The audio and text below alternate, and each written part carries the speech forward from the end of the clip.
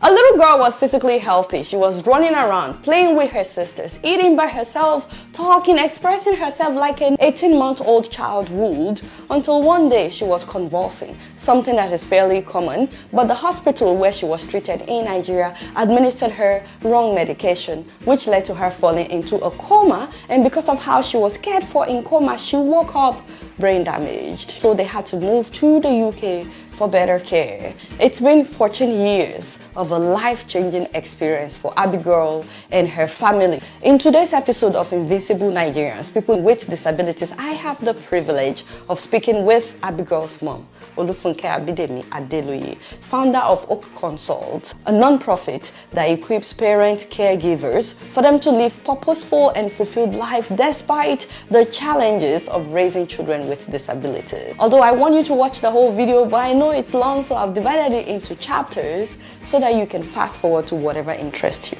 Thanks for watching. April 11th, 2010. We were just 6 years in marriage. We had 3 daughters. The youngest was 18 months. There were no issues at birth at all. And she was growing like any other typical child. We saw a couple of delays here and there. Some milestones we were missing. When a child is supposed to do something between 3 to 6 months, she will get there like 6 months or the 7th month. Even though I was raising some of those concerns, there wasn't any investigation done. It was just like, anxiety of a mother. Until that day, she just, woke up crying. Then we thought, okay, maybe we were treating malaria, or she felt a bit warm. Let's get some things.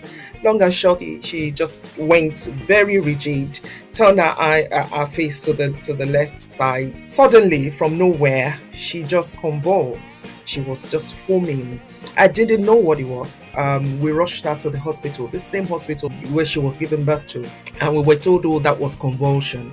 And so they wanted to step something down. They said to us they were supposed to use something that is a dose of the for babies, but for pediatrics, but they didn't have that. They were going to use something for the one for adults, but they were going to reduce the dose. We didn't know any better. So, use whatever, just make sure she comes out of this, That was what they did. Whatever it was, whether it was the dose that wasn't the right thing or whatever it had gone wrong, but my daughter didn't come round. We waited it out by the second day, of course. What's going on? Tell us. We're checking something and she's not responding. We moved her from that hospital because by then, we've lost faith in that particular hospital. We moved her from that hospital to another big hospital. And that was where she was for about 3 weeks. Well, that was where we were told, first of all, that she has gone into coma. And then we started the treatment. Unfortunately, the way my daughter was treated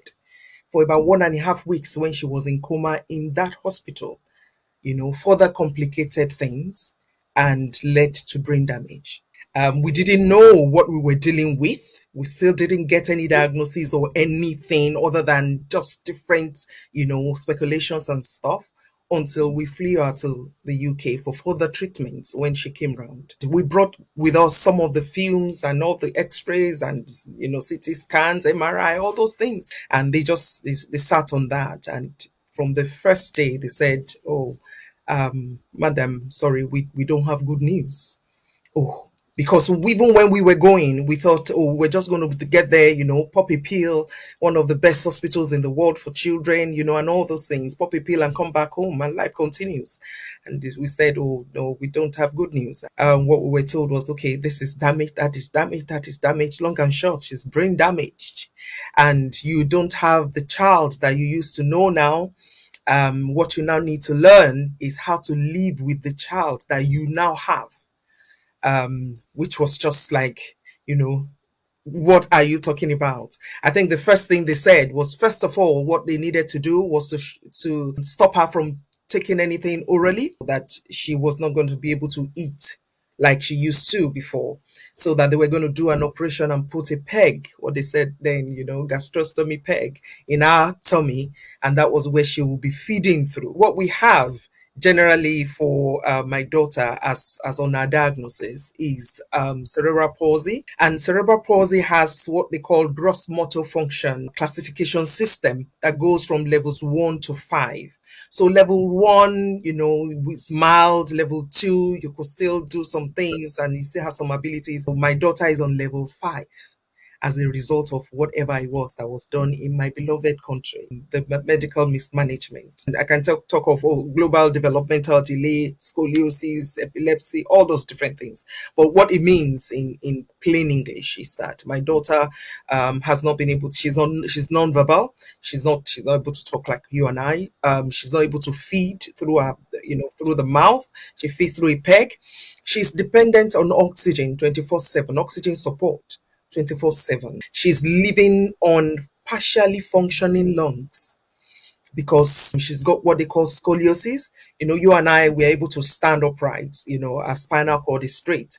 Her spinal cord has degenerated over time as a result of all the different conditions that she has.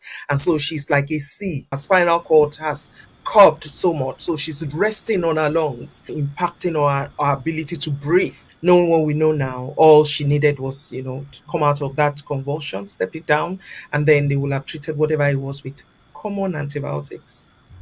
Adeola, common antibiotics, because it was not meningitis, it was not nothing else. Now we're unpacking a couple of things more because some of the things I've been complaining about, what the ought to have been done from the beginning could have been to look a little bit, into that. What was going on here? Why are we having this delay? Why is she not reaching this milestone there? But that was missed. Even though I was complaining, I was mentioning and raising them, all that was missed. By the time we got to the hospital and we out of convulsion, children have convulsions. So, it shouldn't lead to brain damage. But what aggravated things was by the time she slipped into coma and she was in this one big hospital, they placed an oxygen mask on my daughter's face. For a long time, we didn't know what it was until about 2 years afterwards. How could a child that could do everything just turn to a child that has brain damage? How? But it was then, looking back, some of the photos that I took there, that I realized that, oh, wow, this was what happened to my daughter. When I realized that day I was alone, I shouted, I screamed, because then I've seen differences in treatment. Because the understanding we had was when she was in coma, obviously that was an 18-month-old child. There was no way she could have been able to breathe the oxygen support that was given to her by herself. So she ought to have been placed on a ventilator so that bypasses everything breathing, and that could still be passing oxygen to her brain. That was not done. For about 1.5 weeks, she was lying down there with an oxygen mask attached to a cylinder. So she lacked oxygen to her brain for all the period she was in the hospital. That was what led to her brain damage. I'm so sorry. Oh, no. Okay. Some people watching would say, did you sue the hospital? Oh well, and a lot of people were so angry, at that time, and lots of advice and all that were coming. And honestly, it wasn't something that wasn't considered. But I said then, I said we had X amount of energy. Okay, we had X amount of energy. So what you're going to spend that energy on is dependent on you, your choice. Whether you're going to spend the X amount of energy on fighting your system, that is the way it is, and we won't go there, or you're going to use that X amount of energy to care for the life that has been given to you by God. That was so we chose to, you know what? We don't have we can't begin to unpack. Where do you begin? Where do you start? Even though we had all the evidence with photos, with medical reports and things written down. So, but did you at least let them understand what they did wrong, just So so that it doesn't so happen to another family? that was exactly what I did when I went back. So we brought her back home quite all right. After about 3 months, knowing a little bit of what we will be dealing with, we brought her back home, And so when I came back, I said, I wanted to see this hospital. It's just for another child. Can they please pay attention and just to do something a little bit differently? So I came back. We had and it was all, oh, we're sorry, we failed you. And that was all. There wasn't even not up until today. There's not been one call to say that child that you took away from us. So how is your child now? No, no, not until now. How has your life changed since then? Oh dear. While you would think, oh, it was a child, just one child that's affected by, this issue, it, it's not just even the immediate family. It dovetail on every aspect of life, as well as extended family. I mean, because that was what led to in seeking opportunities for her to live. There was no other way by which you would have been able to take care of her back in my country. There was just no other way. What we had to do was to uproot the whole family. My first daughter was 5, my middle one was 3, and then Abigail. So we literally all the way came to follow this one child. How was it like caring for her in Nigeria versus caring for her in the UK? It's incomparable, obviously. Of course, number one, the peg that she has in her tummy now. By the time my organization then bless them, went to find out from another wonderful dietitian in my country, what they told them was, oh, that's just one of those things. Now they will just give them mogi and eja shower. That was just one element, not to talk of the physio, that she's supposed to be having, the kind of support. Here in the UK, my daughter sees about 16 different consultants, and that's on the medical aspect of things. Because the system here is robust, like you would know, when you're dealing with any child with disability, you look at the education, because they still have facility and provision for education, the medical and the social care aspect of things. So you're looking at those 3 different dimensions. So it's multidimensional. In my country, there's no provision at all. Not to, you're not even talking what is multidimensional, what is education. You're on your own. By the time we began to then see all the different things we might even be able to get to be able to support my daughter, we were going to be spending not less than about 2.5 million naira monthly And this was 14 years in ago. Nigeria 14 years ago. Not to talk of the fact that the competence and even the medical facilities that she needs are not even available. We were discharged with cod liver oil, paracetamol. Gosh, my doctor, Paracetamol. with cod liver oil, the seven C's, that one that smells like fish. The other side of that is here in the UK, it could be lonely. It is lonely because all the support you might have at home for the extended family. My mother-in-law literally just moved away from her house and came to stay with me. There's no family here. We came literally in an isolated area, beginning to learn everything all over. Life, the way we knew it, stopped. And then you're dealing with little children. So all those things are coming into play. Emotion, no friends. When you hit issues of disability, life changes. It's in every dimension of it. Do you mind telling us the resources you have for other parents, and if you can just speak to encourage them in how they are caring for their children? When you look at the social construct where we are coming from, the culture, the stereotype, it looks like a death sentence when you have a child that is not perceived as normal. What is supposed to be is typical. That is the correct nomenclature, but we will say normal. This child is not normal. So when you have a child that is perceived as not normal, the first thing you want to do is to hide it in the first place. How did this one come to? How did it get to me? Because you don't even want to identify with that at all. Where there are no answers coming, you want a quick fix so that life can move on.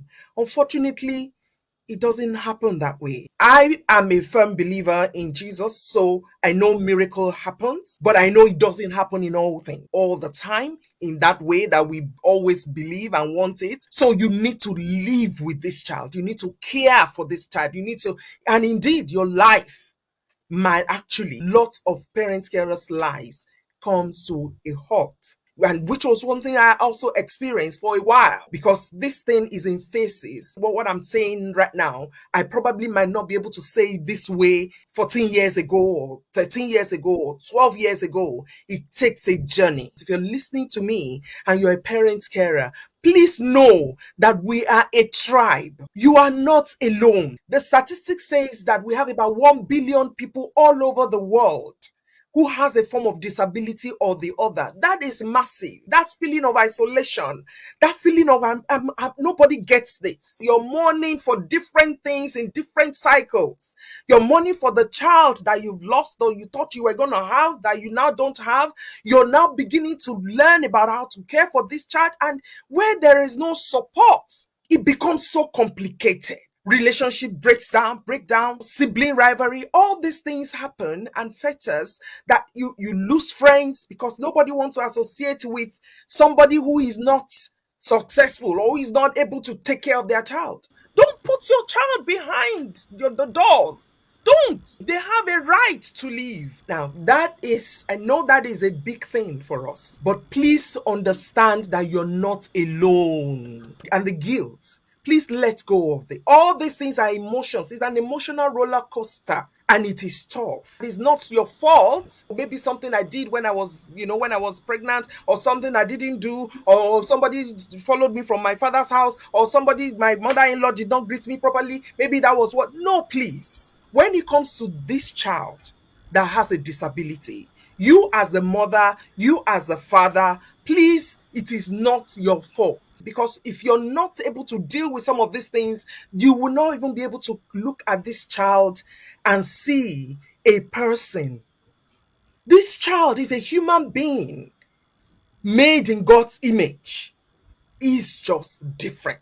For some parents, though, they will be concerned about what people will say if I let people know that I have a child that has special needs. What do you have to say to them? First of all is the fact that you can't stop people from saying anything.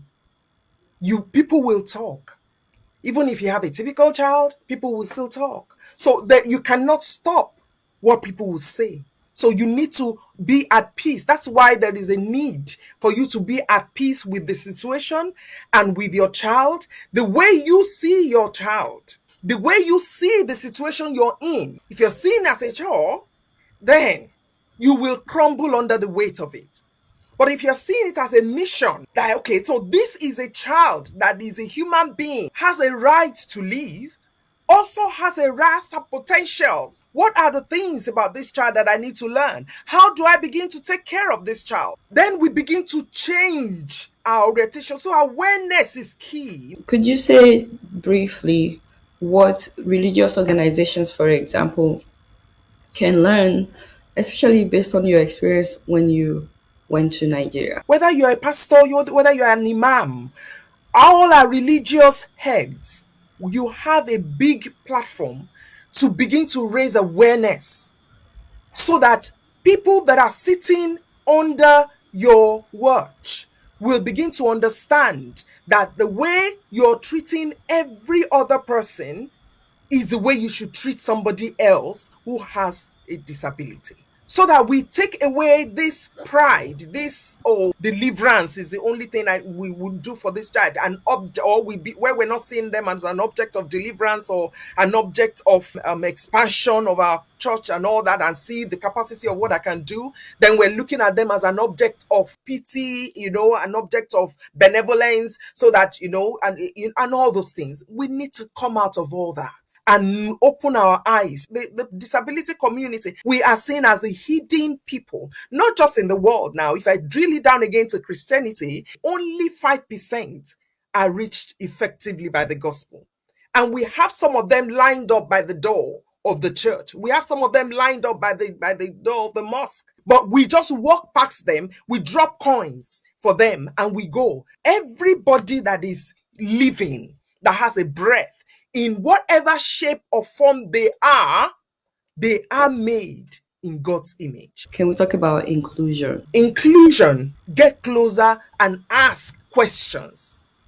Please, when you go to these families, when you invite them, go in the spirit of trying to understand how to support them. And honestly, that will take a while. Little adjustments in our churches, little adjustment in our different places of religion activities, in our schools. Can somebody who has a wheelchair come into your church easily? How is your gate man reacting to people? How are the ushers welcoming people? If the child who has autism comes into the church, will this child be able to sit down with their mom? And if he's not able to sit down and likely want to do move around, can they move around without somebody throwing them out of the church? And our parents, carers, if we and our families, if we can please know that we also have a seat, we belong. There's nowhere we don't take my daughter to. And you'll be shocked that even here in the UK, some of our churches that are here in the UK, Nigerian church particularly, here, the same thing they're doing back. So it's not even a case of the environment where you're in. We find that it's also difficult to take my child. There are some of people who will be doing like this when you take a child in there, but we go anyway. And if anybody is watching this, please learn to have normal conversations with parents of children that have special needs. Don't see them every time and say, don't worry, miracle will happen. Miracle, yes. Or it is well. That's another thing that we do. Just say, oh, it is well. No. Ask a question. Adeola, how are you doing? Is the first question. How are you doing? That's the first question. You might be surprised that just that question might make some people.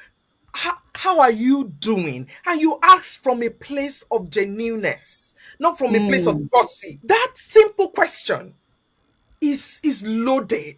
What kind of support do you have? How can we support How you? can I help? How can I help?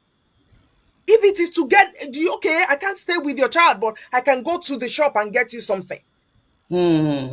What do you need? I can't stay with your child. I don't know how to do. I'm afraid, and I don't know how to care for this child. But do you have you washed your? Do you have clothes to wash? Do you have laundry? Do you have something you need to do? Because understand that apart from as a parent carer, you do everything else that you still need to do, plus caring for this child. If they could only have 30 minutes for themselves and they don't need to run around this child if somebody else could just watch, come close, watch, ask questions. We need you. We need your support. We only need to pay attention. That worker that is coming late to church, you only need to ask deeply why they're coming late. And they might be able to tell you that it's because their child just had epilepsy and they're not able to bring that child out. Instead of you to punish them and say they come late, they come late to church. These are the things we're seeing. You make videos for parents. I want them to be able to find you on YouTube. In your child, their spirits are not disabled. There's no disability with the spirit of your child. It is the body that we see, it is a form that we see that is weak or that is weary or that is broken. The spirit on the inside of your child, and that is indeed your child. That spirit has no disability. And I also know that you have a project that you're working on in Nigeria to help more families. So can you tell us a little bit how people can find you and the projects that you're working on? The project we're working on is what we call Oak Center. Fortunately, we have just been offered, the community has just offered, a land, the sort of land that we're looking for in Oyo State to be able to, build this facility. It is a facility where we'll be able to have health care for a child, as well as residential placement, and as well as facility where we'll be able to teach the parent carers how to begin to see their child, how to begin to, reintake their lives. We have therapy, we have all these different things that we see here. We want to literally copy and paste in our own society. And the focus that is driving that is so that we can teach our community, we can build a community that will begin to see the dignity of life, whether you have disability or not. And again, so that another family will not need to up their life and go and face all the different things that my own family have gone through in this past 14 years. It's a facility that will be able to take 250 children with complex medical needs at a go in residential placement, and then we break it down in that way. We have a lot of information on this, and that takes me to our website, on www.OAKonsult.org. We are on Twitter, we are on Instagram, and all the other social media handles. And our YouTube channel is the Praying Carer channel. Please don't think, oh, because I'm not a Christian, I cannot pray. Prayer is talking to God. And if you want to hear it real, okay, go on the Praying Carer channel to hear the kind of prayers we're praying. We're not praying. I believe in deliverance. I believe in healing, but that is not the kind of prayer. Those are not the kind of prayers, because we pray that, but much more, we pray about how to build yourself, how to help you, and we get other parent carers that we bring on the channel to also learn from them, to be blessed. Is a community. I try to shift people away from talking about their own children. I want to hear about you, because it's, for me, I know that is when you're well as a parent carer, that is when you'll be able to care and care well for the other life that has been given to you, or the children. We have training program for churches as well on how to be inclusive, how to raise awareness. So please invite me to your mosque. And I will do everything to ensure that I conform. But just know that I will talk about what God is saying about people with disability in the way that, is human. I really look forward to meeting Abigail someday. I really do. You will love to meet her. Thank you so much for watching all the way to the end. If you didn't watch our intro video, please make sure that you do that. I put the link in the description so you have a better understanding of why we're doing this series. Alright, y'all, it's Miro, and I'm keeping you right up in here. Don't forget to follow me on Facebook, Twitter, and Instagram. And if you're yet to subscribe to my channel, I'm watching you on Plasma TV. Press the subscribe button and the bell button. Until next time, I'm going to see you all later. Peace out.